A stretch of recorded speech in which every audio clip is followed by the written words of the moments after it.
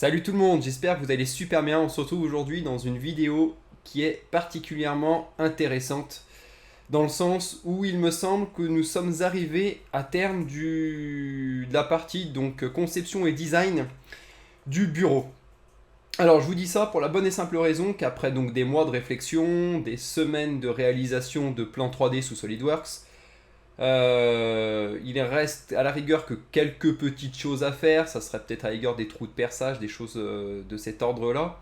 Mais en ce qui concerne le plus gros au niveau, comment dire, passer les câbles, l'utilisation, poser la carte mère, l'aération, donc le plateau glissant sur le dessus, on a réellement réalisé, à mon avis, tout ce qui est vraiment primordial et essentiel au bon fonctionnement du bureau. Alors, je vous ai mis ces deux petits schémas. Vous allez me dire, mais qu'est-ce que c'est que ces trucs? Eh bien, en fait, le plus gros du travail qui restait à faire, en fait, j'ai eu l'idée, j'avoue que là, j'avais bien réfléchi sur ce coup-là, j'ai eu l'idée de faire quelque chose, et comme d'habitude, Fabien a tout simplement mis en place cette idée. Donc, à nous deux, on a fait quelque chose de vraiment, vraiment correct, on va dire. Alors, qu'est-ce que c'est que ça? C'est pour ça que j'ai mis en parallèle aussi, donc, voilà, le bureau. Alors, si vous voyez cette petite plaque là, elle vient épouser parfaitement. Comment je pourrais faire pour que ce soit mieux? Voilà. En fait, regardez bien. Ça vient épouser parfaitement la forme du bureau ici, la partie rouge. Alors, c'est pas la partie rouge qui est modélisée ici. C'est tout simplement en fait que cette plaque va venir se superposer à cet endroit. Voilà, ça va venir se superposer à cet endroit.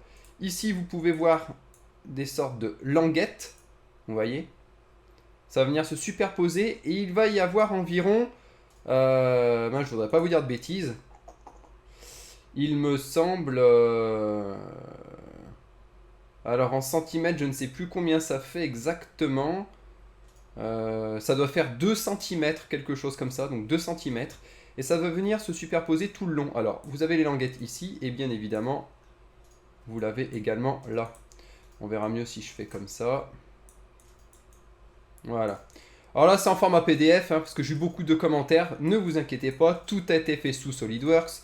Sauf que c'est plus simple pour moi de vous montrer... Enfin, c'est plus simple. Je vous montre en format PDF.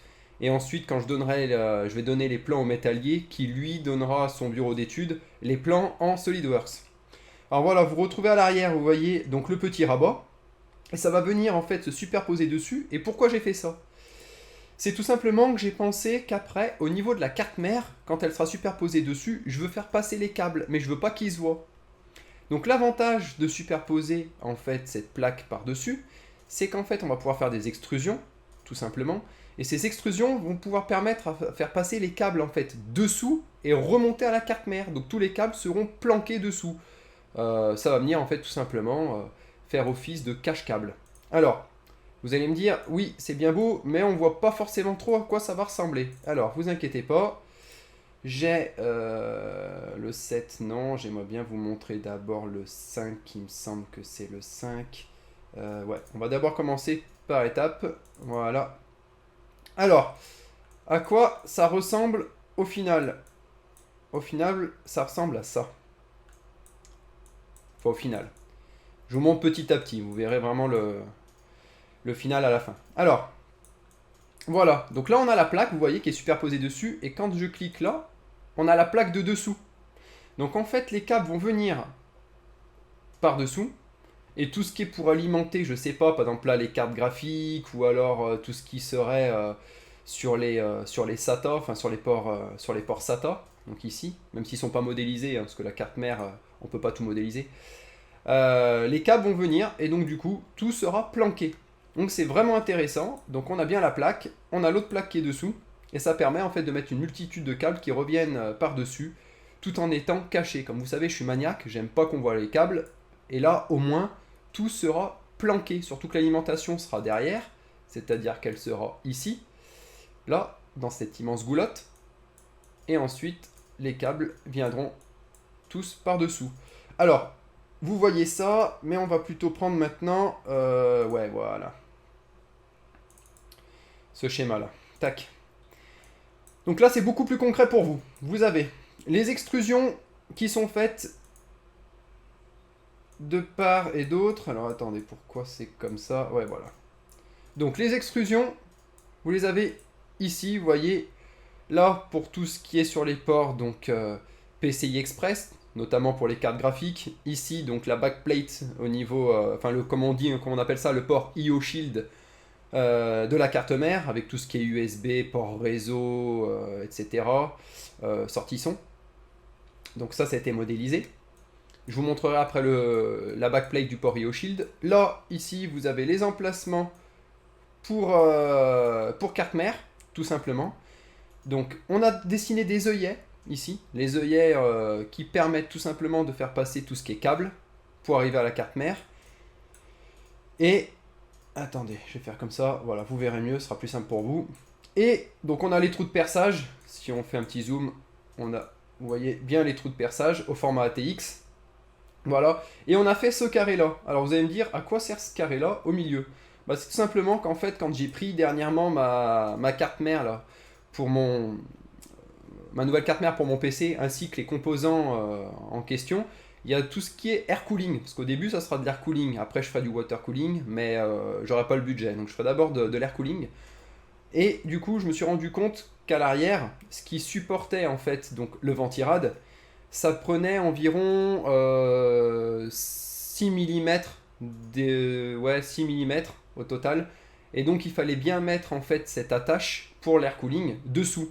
Donc là en fait c'est l'endroit où il y a le processeur. Je vais pouvoir mettre donc ma petite attache qui se positionne dessous. Et en fait mettre mon gros ventirad. Et en fait donc ça permettra tout simplement d'avoir ma carte mère, l'endroit où il y a le processeur, l'attache derrière l'air cooling et mon gros ventirad par-dessus. Donc ça c'est vraiment important parce que si on n'avait pas fait cette partie-là, j'aurais pu mettre, comment dire, j'aurais pu mettre à la rigueur directement le water cooling ou alors un air cooling, mais de base, pas les gros air cooling qui viennent prendre attache derrière la carte mère. Donc ça aurait été entre guillemets bidon. D'autant plus qu'après, une fois que je mets la carte mère dessus, c'est planqué, on voit pas. Donc c'est vraiment très important d'y penser, et ce avant. Sinon après, faut s'embêter soi-même à découper la matière, et c'est quand même trop 4 mm, donc c'est assez difficile. Alors on voit ça, qu'est-ce qu'on voit d'autre? On voit là ici au milieu. Alors comme je vous ai dit au début ça sera de l'air cooling, ce sera pas du water cooling. Par la suite je remettrai donc une plaque et je ferai quelque chose de propre. Mais dans un premier temps ça sera une baie 4 ventilateurs 4x140. Donc 14 et 14, 28, 28 et 28, 56, 560. Voilà. Ici je vais mettre 4 ventilateurs. Donc en fait ici ça va être les entrées. Alors là entrée, donc l'entrée d'air, ici aussi entrée, et là ici ça va servir simplement à expulser l'air vers l'arrière.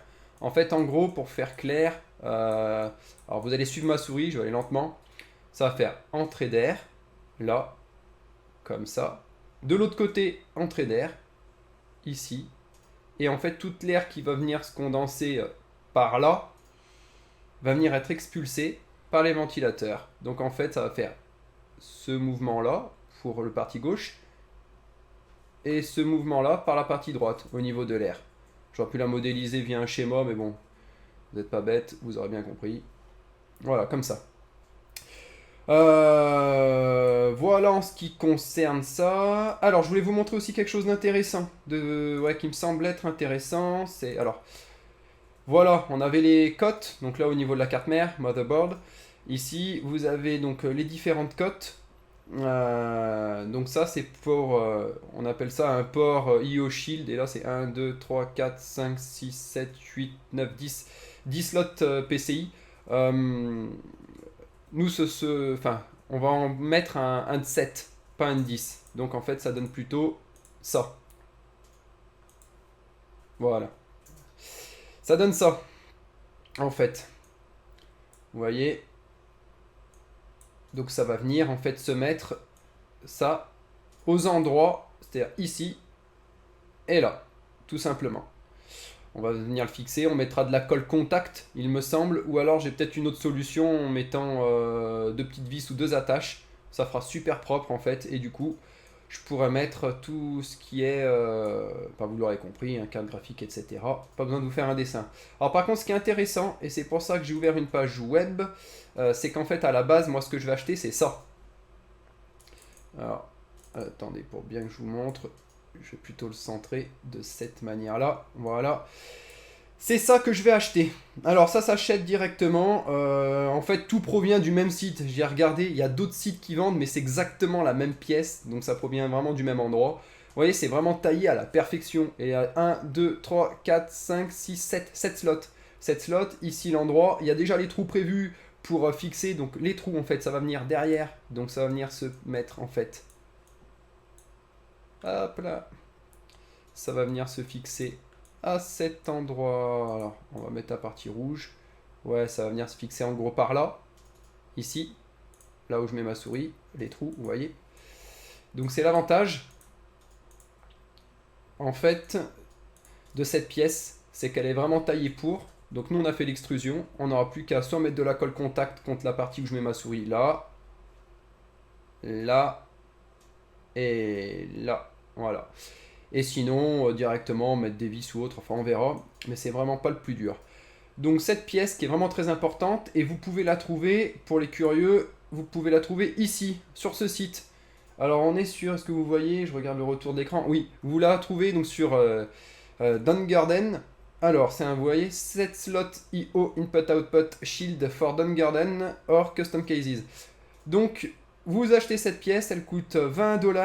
Après, il faut regarder pour les frais de port, mais de toute façon, peu importe. Moi, je vais en acheter 2, parce qu'il m'en faudra 2. Et voilà où je l'ai trouvé sur ce site. Donc ça peut être intéressant pour ceux qui se posent la question, même ceux qui se fabriquent des bureaux en bois, peu importe. Vous avez une pièce qui est vraiment prévue, taillée pour. Vous avez qu'à la mettre, la placer. Ça fait propre, discret, et c'est vraiment taillé au millimètre près, quoi. C'est vraiment le truc parfait. Parce qu'on aurait pu prendre, en fait... je me perds tout seul dans les trucs. On aurait pu prendre... On aurait pu le faire nous-mêmes, ce que je veux dire. C'est-à-dire qu'en fait, on aurait pu tailler nous-mêmes, là, ici, les différentes lamelles, je vais appeler ça comme ça. Vous voyez, on aurait pu faire ça. Sauf qu'il aurait fallu beaucoup trop de précision en termes de millimètres pour caler au niveau de la carte mère ou autre. Alors que là, on peut jouer sur une extrusion, on va dire, globale. J'achète en fait cette backplate, je la plaque à l'arrière et elle, au moins, elle est taillée à la perfection. Donc je vais la placer par rapport en fait à ma carte mère. Je vais directement la mettre là où il y a le port input, port input-output, au niveau de tout ce qui est son, LAN, etc. Je vais le placer et après, du coup, ça sera taillé à la perfection pour mettre les cartes graphiques ou autres, plutôt que de le tailler directement dans la matière. Et ça va venir, ça va être uniforme.